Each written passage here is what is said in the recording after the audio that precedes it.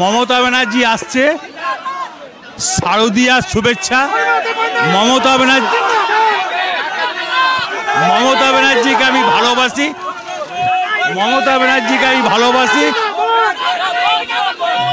দিদি যেমন আমাকে ভালোবাসে, মমতা ব্যানার্জিকে গোটা ওয়েস্ট বেঙ্গলের মানুষ ভালোবাসে, অল ইন্ডিয়া মানুষ ভালোবাসে।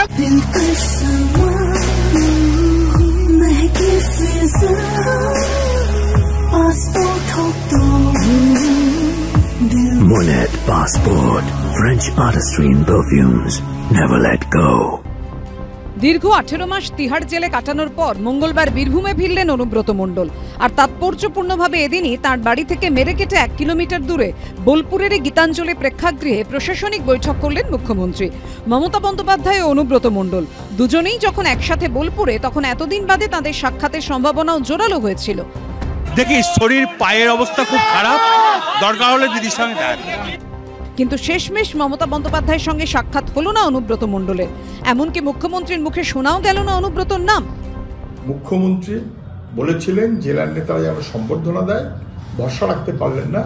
মুখ্যমন্ত্রী একই দিনে বোলপুরে গিয়ে হাজির হলেন, ভূষিত করার ইঙ্গিত বার্তা পৌঁছে দেওয়ার জন্য। আমি বলছি এটা একটা সেটিং না তো।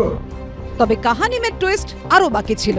মঙ্গলবার দিল্লি থেকে অনুব্রত মণ্ডল তাঁর বাড়িতে ফিরতেই দেখা করতে যান একদা তার ছায়াসঙ্গী বলে পরিচিত কারামন্ত্রী চন্দ্রনাথ সিংহ, তৃণমূল বিধায়ক বিকাশ রায়চৌধুরী। কিন্তু আশ্চর্যজনকভাবে বীরভূমের এই দুই হেভিওয়েট নেতা অনুব্রত মণ্ডলের বাড়িতে ঢোকার ছাড়পত্র পেলেন না। কষ্ট করেও মিলল না কেষ্ট। ফিরে যেতে হলো দুজনকে। এখন তো ব্যস্ত হচ্ছে, শারীরিকভাবে আমরা নিশ্চয়ই ঠিক সময় যাব। দেখা হলো যেটুকু, এরপর আমরা ঠিক সময় পৌঁছে যাব। মঙ্গলবার সকালে বাড়ি ফেরার পর অনুব্রতর সঙ্গে একে একে দেখা করতে আসেন বোলপুর পুরসভার চেয়ারপারসন পর্ণা ঘোষ, তৃণমূলের বীরভূম জেলার সাধারণ সম্পাদক সুদীপ্ত ঘোষ, নলহাটির তৃণমূল বিধায়ক রাজেন্দ্র সিংহ। প্রায় 10-15 মিনিট নিচের ঘরে বসেই গল্প করতে দেখা যায় তাঁদের। এরই মধ্যে বাড়ির দোরগোড়ায় এসে উপস্থিত হন কারামন্ত্রী চন্দ্রনাথ সিংহ ও তৃণমূল বিধায়ক বিকাশ রায়চৌধুরী। কিন্তু তাদের ভেতরে ঢুকতে বাধা দেয় পুলিশ। ভেতর থেকে অনুব্রত মণ্ডল তাঁদের উদ্দেশ্যে হাত নেড়ে কিছু একটা ইশারা করেন। এরপরে দেখা যায় দোরগোড়া থেকে ফিরে যাচ্ছেন তৃণমূলের মন্ত্রী বিধায়ক। তার জেল যাওয়ার পেছনে হয়তো তিনি আনন্দে হাততালি মেরেছিলেন, সেই জন্যই হয়তো তাকে ঢুকতে দেওয়া হয়নি। তৃণমূল সূত্রে খবর, জেলে থাকাকালীন যারা যোগাযোগ রেখেছিলেন তাদের এদিন প্রাধান্য দেন অনুব্রত মণ্ডল। যদিও এই নিয়ে কোনো মন্তব্য করতে চাননি কারামন্ত্রী চন্দ্রনাথ সিংহ।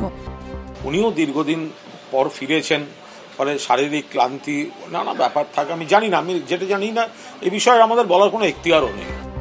এদিন বিকেলে অনুব্রত মণ্ডলের বাড়ি গিয়েও তাঁর সাক্ষাৎ পাননি বোলপুরের সাংসদ অসিত মাল, ময়ূরেশ্বরের তৃণমূল বিধায়ক অভিজিৎ রায়, মুরারইয়ের বিধায়ক মোশাররফ হোসেন ও রামপুরহাট পুরসভার চেয়ারম্যান সৌমেন ভকত।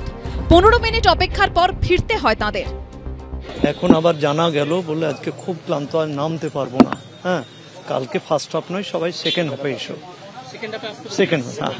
আগামীকাল সকলকেই বলেছেন, সমস্ত এমএলএরা আছেন। হ্যাঁ, অনেক এমএলএরাও আছেন।